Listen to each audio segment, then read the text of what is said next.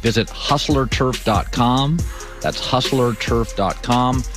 Carson Wentz has been traded to the Colts. By the way, the Colts had a top 10 offense last year, moving the ball. They were 9th in yards per play, and that's with Phillip Rivers, who is, and I love Phillip, but he's the least athletic quarterback in the league ever since Eli Manning retired. So they couldn't move the pocket, and they were 9th in the NFL in yards per play. And it should also be noted that Jonathan Taylor, the rookie running back, 22-year-old kid, from Wisconsin, he didn't really emerge until post-Thanksgiving. So if you really look post-Thanksgiving, Michael Pittman, the wide receiver from USC, the rookie, again, there's no training camp. There's no exhibition season. Those guys didn't really pop until post-Thanksgiving. So at the end of the year, the Colts felt like, to me, they were a top 5-6 yards per play offense. Now you bring in a quarterback who sometimes, to his demise, likes to move the pocket. So this is going to be a much more viable offense. They won 11 games last year with the least athletic quarterback in the league. Big day for the Colts. They're in the Super Bowl bubble to me. I do think that J.J. Watt is great for the Packers. He may fit the Titans better, their schemes, but Joe Barry's the new Packer defensive coordinator. He's done a 3-4, a 4-3. He's done it. I know Joe. He can do whatever he has to do for his personnel. But the latest story is, and this stuff starts leaking, and I've always had a theory in my business, stuff only leaks when people want it to leak. All right? Like, we don't get stories if you don't leak stories. And that's just the reality of it. If somebody wants it out, I've had stories in my life that I banged on doors forever and they never got out because nobody wants them out. And these stories are leaking because it's now we got a bidding war and J.J. Watt likes it that way. So J.J. Watt's one of the only defensive players, hell, he may be the only one that's got a brand. The way it works in the NBA, defensive players, Rodman was rare. Rodman had a brand. It was crazy town, but it was a brand. Usually rebounders don't have a brand. Defensive players don't have a brand in the NFL. J.J. Watt's got one.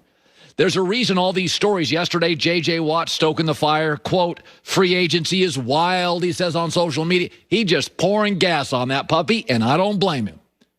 He's saying, listen, I know I've had injuries. I know I'm older.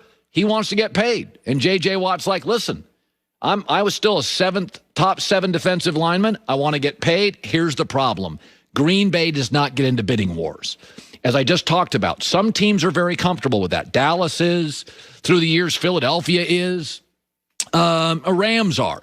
Some big city teams, they'll get into these bidding wars. They're okay with it. They trust their scouting department, and they trust their market to make the big move worth it.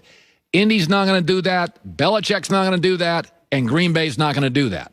So that's the bad news here is J.J. Watt right now is that great high school football player who's got 4 or 5 hats on the table.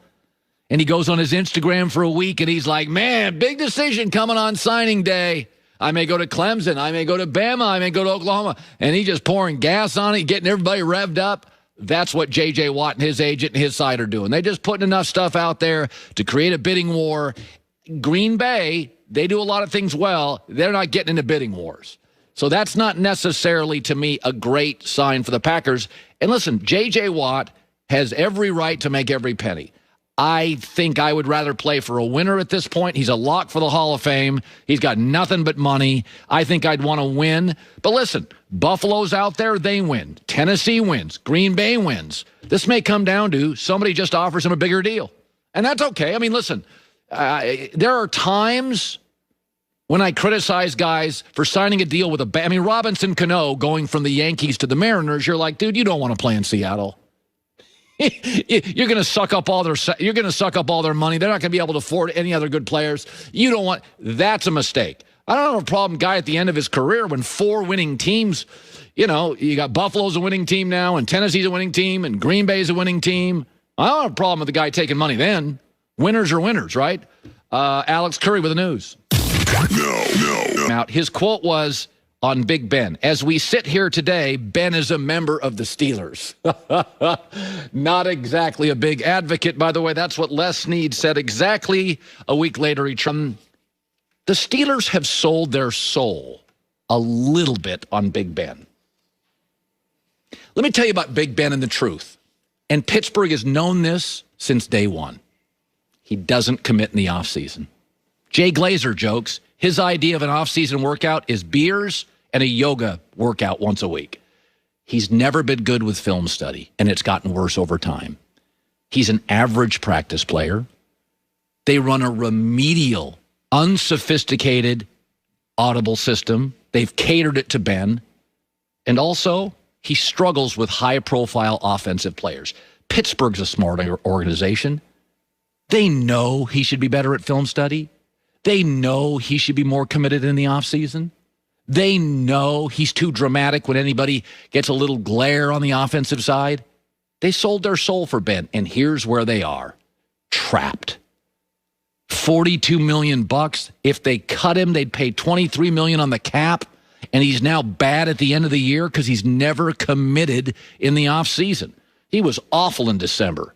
He was 1-4, 8 picks. Bad. That's what happens as you age as a quarterback. Breeze didn't have the arm left in December. Ben's bad in December.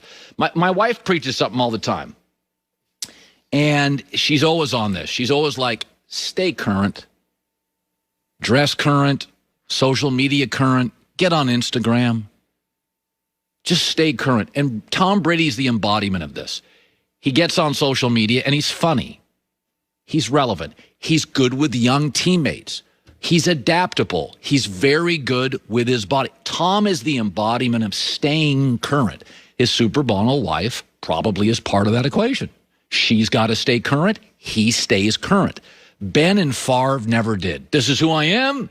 I'm not moving. I'm not improving. I'm not learning new stuff. And they both age poorly. And I'll say this for Green Bay. Green Bay may drive me nuts sometimes. But even for the smallest NFL market, they never sell their soul. They moved off Favre, and they've already drafted Aaron Rodgers' replacement. They don't romanticize the past. Green Bay never sells their soul. I wish occasionally they'd go for it in free agency. But they've got a soul and a value system, and they never trade it. Pittsburgh, a small market too, sold their soul for Big Ben. They knew he was a crappy practice player. They knew he wasn't committed in the offseason. They know he doesn't put in the film study time. But he was so talented. They appeased him. They placated him.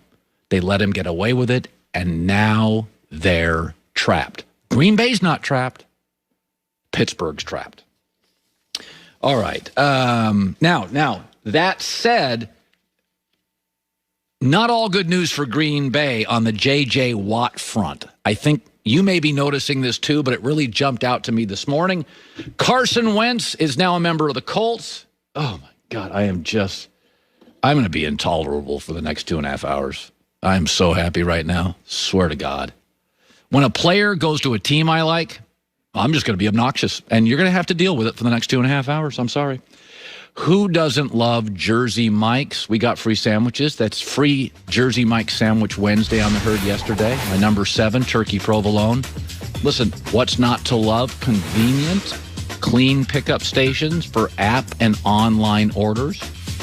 Just order through their app, no contact at the door pickup or no contact at the door delivery.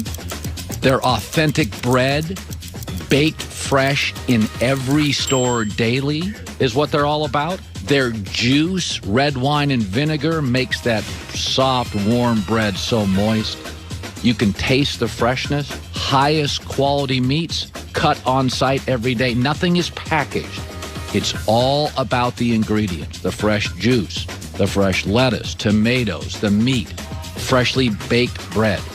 Just order Jersey Mike's through their app for no contact delivery or no contact at the door pickup. It's my favorite. Jersey Mike subs. Be a sub above.